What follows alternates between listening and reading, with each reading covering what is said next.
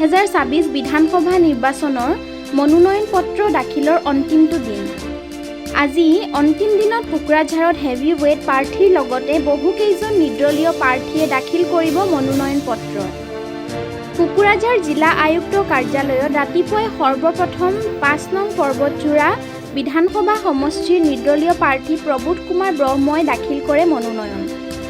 5 নং পৰ্বতজোৰা বিধানসভা সমষ্টিৰ নিৰ্দলীয় প্ৰাৰ্থী প্ৰবোধ কুমাৰ ব্ৰহ্মই মনোনয়ন পত্ৰ দাখিল কৰিবলৈ শতাধিক পুৰুষ মহিলা সমৰ্থকক লগত লৈ পদযাত্ৰা কৰি কোকৰাঝাৰ জিলা আয়ুক্ত কাৰ্যালয়লৈ আগবাঢ়ি যায়। BPFৰ প্ৰাৰ্থীগৰাকী তেখেতৰ মূল প্ৰতিদ্বন্দ্বী হ'ব বুলি সংবাদ মাধ্যমৰ আগত সাদৰি কৰে। 20,000 ভোটৰ ব্যৱধানত জয়ী হ'ব বুলি আশা ব্যক্ত কৰে 5 নং পৰ্বতজোৰা বিধানসভা সমষ্টিৰ নিৰ্দলীয় প্ৰাৰ্থী প্ৰবোধ কুমাৰ ব্ৰহ্মই। কোকৰাঝাৰৰ পৰা কিশোৰ মিশ্ৰাৰ ৰিপৰ্ট।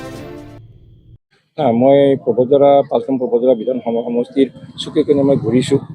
গোটেই মানুহৰ সুখ দুখৰ কথা মই বুজ লৈছোঁ। চবেই মোক চিনি পায় আৰু কৰ্মসূত্ৰে মই পৰ্বতজোৰাতে আছিলোঁ আৰু মোৰ জন্মস্থান পৰ্বতজোৰাতে হয়। এই সূত্ৰে মই আশা কৰিছোঁ, 100% আশা কৰিছোঁ মই জিকি যাম। এই সমষ্টি কিন্তু BPFৰ দখলতে আছে। তথাপি মই আশা কৰিছোঁ, কাৰণ ময়ো বিপদতে আছিলোঁ, কিন্তু দুৰ্ভাগ্যক্ৰমে টিকেটটো মই নাপালোঁ। সেইটো কাৰণে মই নিৰ্দলীয়তে খেলিম বুলি ভাবিছোঁ। আৰু কাৰ সৈতে যুঁজ মোৰ আমাৰ BPF প্ৰাৰ্থী এখেতৰ লগতে নিশ্চয় হ'ব পাৰে। কংগ্ৰেছ মই তেনেধৰণৰ মোৰ লগত প্ৰতিদ্বন্দ্বী কৰিব পাৰিব বুলি মই ভবা নাই। যথেষ্ট সংখ্যালঘুৰ ভোট ফেক্টৰ কৰে। হয়, তথাপি আমাৰ সংখ্যালঘুৰ প্ৰাৰ্থী 4জন আছে বৰ্তমান। তো মই ভাবি আছোঁ যে ভোটকেইটা এওঁলোকৰ ডিভিজন হ'ব। বাকী যিখিনি ভোট আছে মই সৰহসংখ্যক পাম বুলি আশা কৰিছোঁ। তথাপিও কিমান